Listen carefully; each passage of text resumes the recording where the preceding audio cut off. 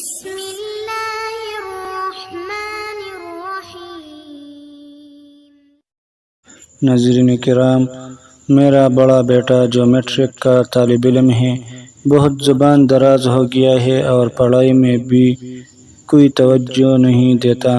گھر میں سب بچے اور ہم والدین نماز پڑھتے ہیں، اس کو بار بار بول کر نماز پڑھوانی پڑتی ہے۔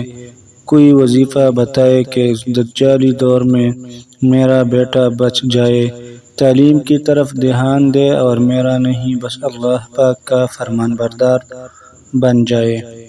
اولاد کے نافرمان ہونے کی صورت میں حضرت حکیم الامت مولانا اشرف علی تھانوی رحمہ اللہ فرماتے ہیں کہ روزانہ ہر نماز کے بعد یہ آیات وَأَصْلِحْ لِي فِي ذُرِّيَّتِي إِنِّي تُبْتُ إِلَيْكَ وَإِنِّي مِنَ الْمُسْلِمِينَ پڑھا کرے اور لفظ ذریتی پر اپنے بچے کا تصور کرے، انشاءاللہ العزیز لڑکا صالح ہو جائے گا۔